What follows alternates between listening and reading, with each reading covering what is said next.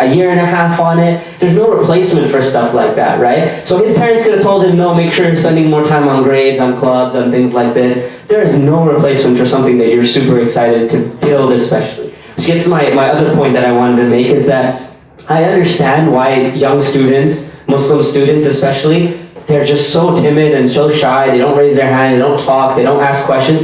It's because you live in a consuming culture. You live in a culture that says, I'm going to tell you this, I'm going to give you the information, I'm going to let you scroll through the feed and figure out what to hear. You have to disengage from that and become a producing culture. So why was that kid good? He was good because he produced. He made the car, he made the project, he made the thing, right? Be people that build and make things more than you consume. Consuming is good on a knowledge level. I mean, literally you spend 9 to 5 every day in your classrooms, or 8 to 2, whatever it is. You spend that time consuming, and that is it's a very weak model, right? The people that are successful are the people that are constantly producing. And trust me, I know it's difficult with financial constraints. I know it's difficult when you don't have like all the access and all the resources and all the tools.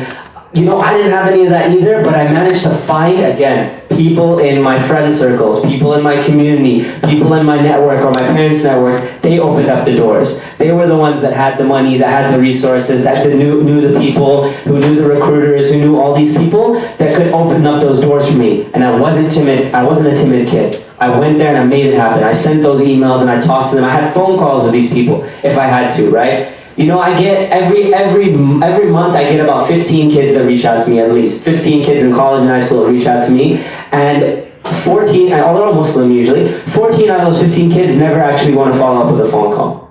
And I just say, you gotta send me a big email or whatever, follow up with me on a phone call. Let's get on a phone call. I'm ready anytime. They're just so timid. They're just so scared about like, oh, what am I going to say on the phone?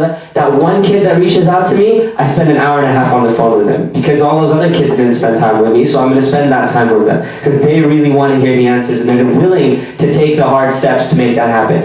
Or if I told them to meet up with me, for example, right? So sorry, my last point there was just about, for you as students, stop living your life as like everyone's gonna baby feed you. Your parents are gonna baby feed you the answers. You're growing up, you need to ask questions. You need to be at the front of your own lives, okay?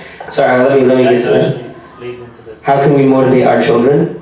You wanna add that? No, I mean, that's right in line with what you're Right, just motivate them by getting them to ask questions. I was a big inquisitive kid, and I mean, in my community, my culture, it's like, you shouldn't ask questions to people that are older than you, and like it's a bad thing to ask too many questions and stuff. And I never listened to that. I tried to be on the inquisitive end of things. People won't give you time unless you take their time from them. People won't want to give you time unless you demand it. And you say, you know what, I'm worth it. You need to talk to me about this. Let's talk. Get on a phone call with them. You know, demand things out of them, right? When I sent recruiting emails to people for jobs or internships, I'd send 8 emails before someone had to respond to me, because I'm like, no, I'm not going to send 1 email and then they're like not going to respond to me. I'm going to send 8 emails because I know I'm worth it, right? I know I have that worth. For your kids need to understand that they have significant worth in them and they have to demand that worth from the environment around them, okay? That's how you get to a next level for yourself. So motivate them to just be less timid. If there's one thing I've seen in the Muslim community is getting your kids out there and pushing forward. And I know it's like hard. Some people are introverts, some people are extroverts. There's different cultures and things for them. There's ways of just being more active even if you are an introvert, right? Some people like to have the one-on-one conversations. And again, like they're not going to come and give presentations or stand up in front of the classroom and stuff. Go talk to the teacher afterwards. Set up a session after school. Talk to this person afterwards. Do one-on-ones. There's no reason you shouldn't be able to do that. I mean, like I mentioned, mentors are great resources. Like read. Articles. Like, people have solved these problems that you want to know about. I can't even tell you how many articles I read about college admissions or about like SATs or about all this stuff. You don't need to come to an MCA workshop for an hour and a half and pretend like you know something afterwards, right? Ahmed and I know we do this all the time. We have a large audience of people, and all the time it's like, 1 or 2 kids will go home and actually do the reading, the required follow-up hours. It's not about 1 hour at the MCA, guys. It's about, creating a plan, a regimen, something you can stick to. I get, a set of different emails in my inbox that I spend an hour waking up to. right? Because reading is an easy thing to wake up to. You just kind of like, it's passive, you know, gets your brain moving a little bit, and then you can start your day. I spend an hour every morning just reading through emails, reading through articles, reading through things that relate to what I want to know about. Not my Facebook feed, not my Twitter feed, not the nonsense people are sending me on Snapchat. I read articles, things that are useful to my career and my knowledge. And if there's something to help your kids, please tell them to like, this was advice I was being given. I was like, wow, I'm so stupid. How did I not realize this when my boss was telling me this? And he's like, why are you on Facebook all the time? I'm like, I don't know, it's cool, it's interesting. It's like, I'm building a brand, I'm social, I'm like hip, I'm with it. It's not about that at all. It's nothing to do with anything. Like, I started reading more articles, getting on LinkedIn, getting things in my feed. Those are way more useful for you, right, in the long term. So focus on that instead. You want to take one of these? Yeah. Also about, in terms of motivating your children, you learn really early on what their interests are. You guys know, right? And the kids know themselves what they're good at and what they're interested in. So if you want them to be motivated, you have to engage with them and get an idea of what their interests are, and then challenge them through that medium, right? So I remember, for instance, mathematics. If one of my kids was having trouble with math, but really loved sports, then rather than, scroll through the Facebook field and look at the box score of the Warriors versus the Rockets. I'm a Rockets fan, I know I'm going to get some boos here, right? But do you know how much math you can learn from basketball or from football? Doing the calculations in your mind of what the leading score is versus, who's losing, knowing the difference between the two different teams, what the statistics are, what the shooting percentage is. Now, if I tried doing that with my daughter, she wouldn't listen for a second. But there are other things that she finds interesting. I have to learn how to tap into those things to help her feel motivated. We're talking about motivation. Once you understand what motivates them and what drives them, you can help cultivate that. But ultimately, the drive has to stem from within. So, one of my biggest worries in life, like as a new father, I had my first son young, when I was like 24. And I have 3 children now, alhamdulillah, right? But as I'm getting older, I have some of my own insecurities, right? How am I going to make sure that they can navigate the world that seems to be crumbling in front of our eyes if we believed everything that was happening on TV? What's happening in the Middle East, what's happening here at home, the Donald Trumps of the world, and all these kind of things. And what I realize that is, what I say, if I say, don't worry about this, worry about that, that's not going to do anything for them when they're on their own, right? So you have to figure out what motivates them to their core, what ticks in their own mind, and try to give them the tools that they need. You guys need to have the tools, right? The tools that you need to be able to navigate the world when you're on your own so that you can make the best decision when those challenging moments come. That's the motivation, that we can instill, is understanding where they're coming from. Because what we don't want to do is we don't want to project our motivations onto them. We have to understand what drives them and what motivates them.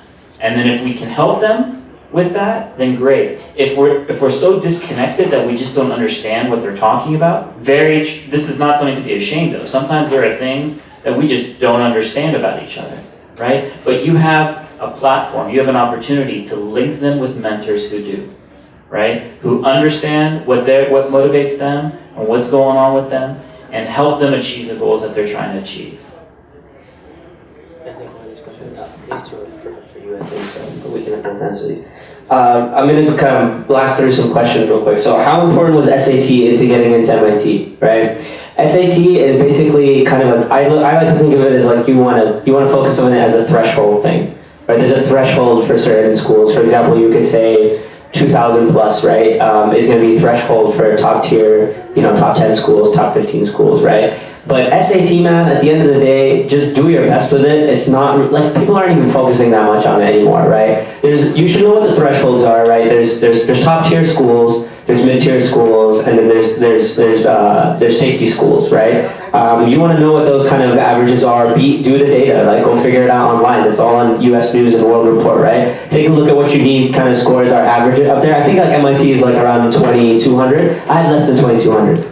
tell you that, right? I had less than the average. Because it's not about the SAT at the end of the day. It's about that cool thing that you bring to the table, right? For me, that cool thing was like, I was really like, I did a lot of science stuff. I did Science Olympiad, I did science fair projects, I was in the science club. I just did lots of science stuff.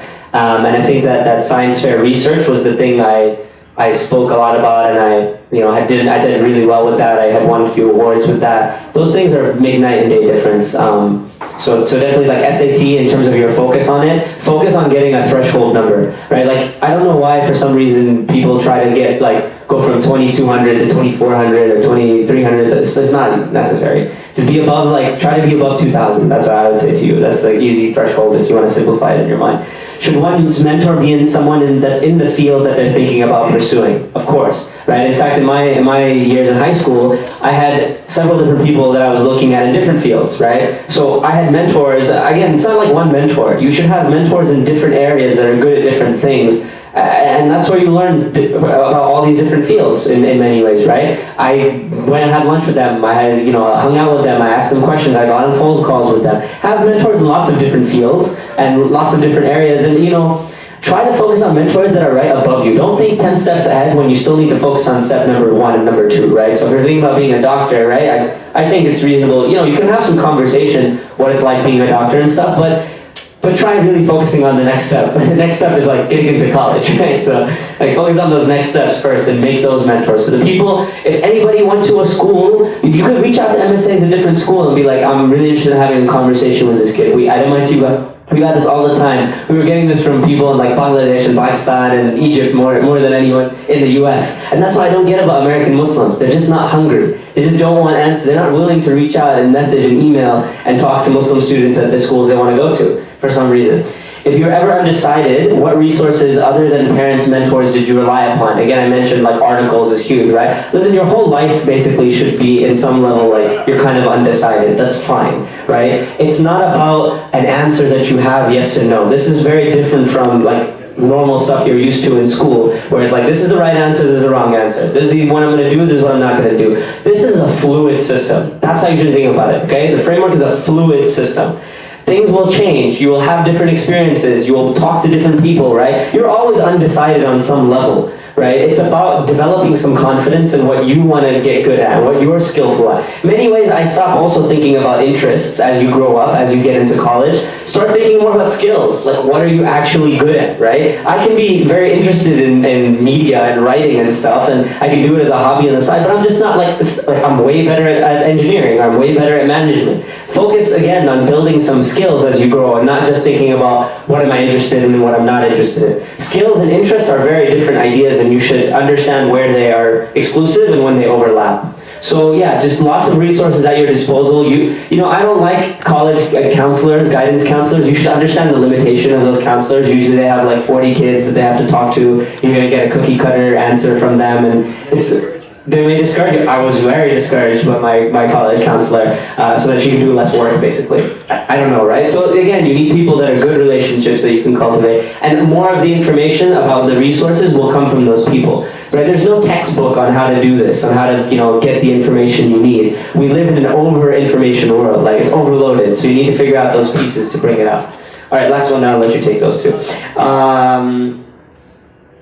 How do you pick between sports or a job like a doctor and engineer? So I'm guessing the basic question here is, how do I pick between some fun things, some activity that I enjoy for the side, genetics, or if you should focus on your work and your career and your pursuing your life. It's the same thing with being undecided about your major and your career. You should treat it as something you're going to build into, right? You're going to start developing a schedule for yourself. And the thing I notice about students is they're very averse to change. Even parents are averse to change.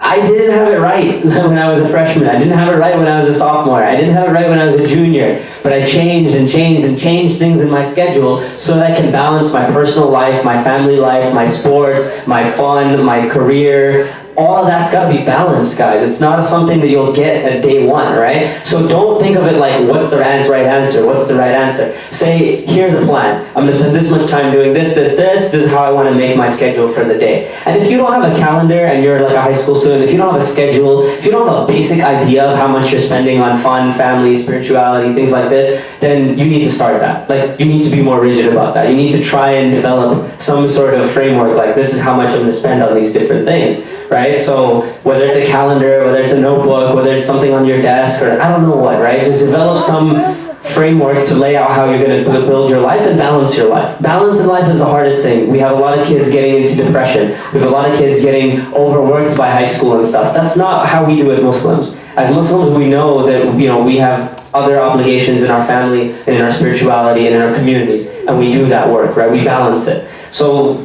learn that appreciation as you go. It's not a yes or no answer. I can't give you how many hours you should spend playing sports versus how many hours you should spend on your career, right? But learn it for yourself and learn what's good for you. Do you want to take your question? Sure. About sports, balancing sports and extracurricular activities with your course load and your workload. For me, sports was one of the big factors that actually got me into the university that I wanted to get into. It was that, there's always that story that you want to put forth that is compelling, that gives the people who are looking something to distinguish you from the other people who all have great grades and who have all these other things. What is your story? What are you willing to tell? For me, I was able, alhamdulillah, I played all of the different sports that were available to me in school. Plus, I was involved with band and other things like that as well. So that kind of narrative was like, okay, this kid's a little bit different. He's able to do these different things. How is he able to balance it? Well, there are certain things that you will learn from being involved in team athletics and sports that you're not going to learn from a textbook, right? How to be on time, right? If you show up to an event on time, you're late, right? If you show up early, then you're on time. Okay? If you can do that, you're already light years ahead of your peers. Okay? Because people want promptness. They want to be able to rely on you, that when you say that you're going to do something, that you actually do it, and that you do more.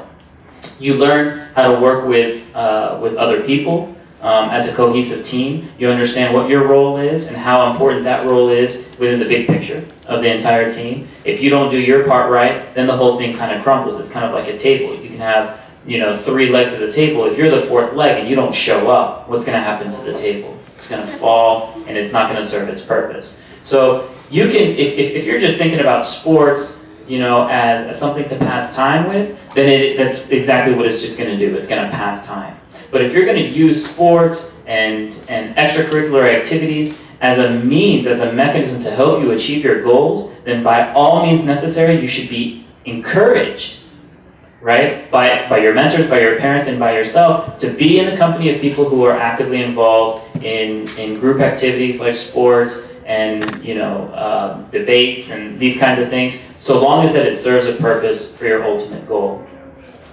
So this question was, when do you decide what kind of doctor you can become? So when you decide, you start thinking about getting into medical school. Well, some people start as early as high school, right? But in terms of actually applying for medical school, that's usually in the 3rd year of college, when you start taking the MCAT, which is a standardized exam that you have to take in order to be eligible for medical school, okay? In order to take that exam, you have to have what we call pre-med classes, right? These are your classes in basic chemistry, physics, biology. Every school has what we call pre-med. It's not necessarily a major, it's just a set of classes that you have to take. Where I went to school at the University of Texas, it wasn't a major per se. You could have majored in linguistics. You could have majored in linguistics and still had your prerequisites for pre-med and still applied to medical school. And actually, you would find that more students who were, in a major outside of a science field, whether it was in business or economics or journalism, they had a higher success rate of actually getting admitted into medical school than the students who were majoring in biology. I was a biology major. If I could go back, I would be a biomedical engineering or architecture or Middle Eastern studies or Islamic studies, right? Because Those are things that I really, really, really enjoy. And you're gonna do well in things that you enjoy tremendously. And if you can do that and coincide with some of your career goals, then you'd be able to achieve that. Right now, medicine, alhamdulillah, you know, it's what puts bread on the table, right? But what's exciting for me is bridging the worlds of medicine and entrepreneurship, bridging the worlds of medicine and emerging technologies. Because now, for me, it's not just a matter of, can I help take care of this patient who's on the operating room table? Now, and alhamdulillah, when you set your goals and your sights for big things, now, alhamdulillah, I'm working to help eradicate cervical cancer for women worldwide. I'm working to help eradicate hepatitis C for people worldwide, right? And when you make big goals for yourself, then Allah subhanahu wa ta'ala will help you achieve those goals. But you have to make sure that the things that you do are aligned with each other and aligned with your interests. One thing that